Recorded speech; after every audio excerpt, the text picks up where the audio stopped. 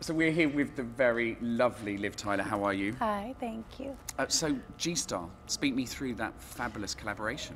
I guess like about a year and a half ago, they just asked, I think they were looking for a face or someone that they wanted to collaborate with to do a new campaign. And so they asked me.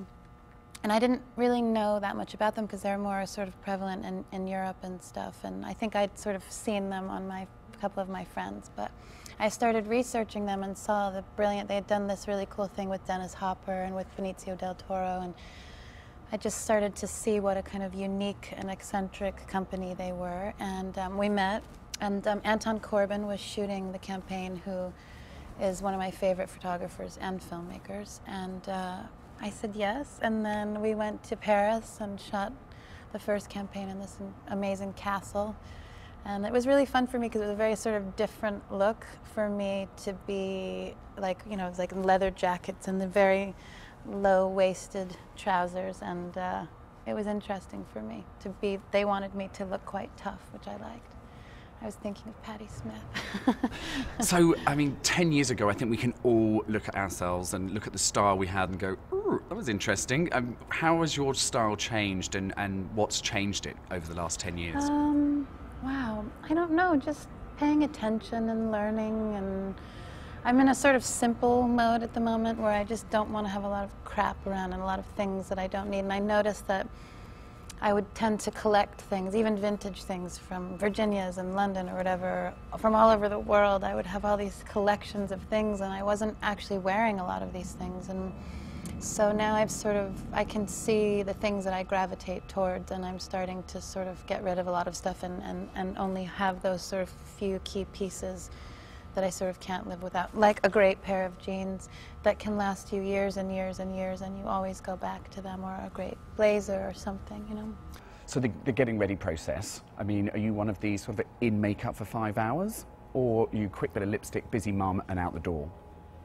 No, I mean, the red carpet getting ready is very specific because everybody comes over. Like this morning we had a party in my kitchen, and you know, I actually try and give myself like 3 hours, but not to always just be being done, but so that I can gossip and have a cup of tea and run around and not be pressured, because it kind of takes a lot of time. And usually you've planned an outfit in advance for that.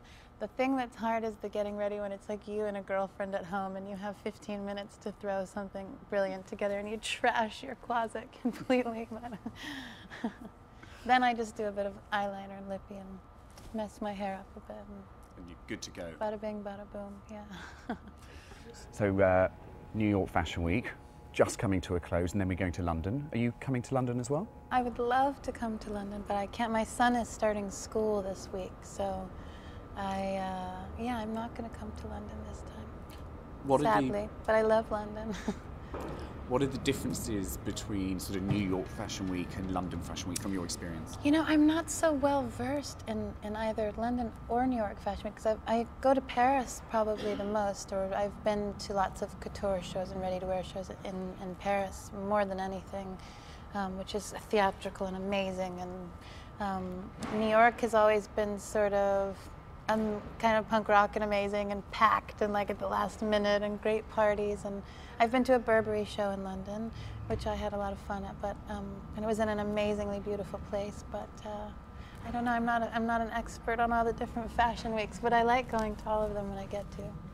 So just finally, you're a style icon to many people.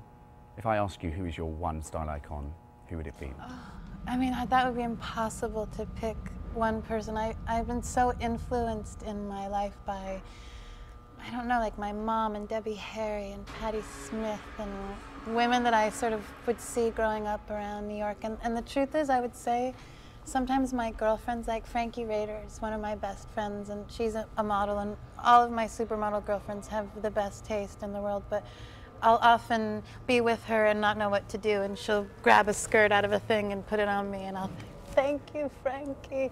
She'll sort of save me, but those are my favorite kind of people, you know, that those kind of very, I don't know, unique, I guess. That's just who they are. Well, Liv, thank you very much for your time. Thank you very much. Really lovely to meet you.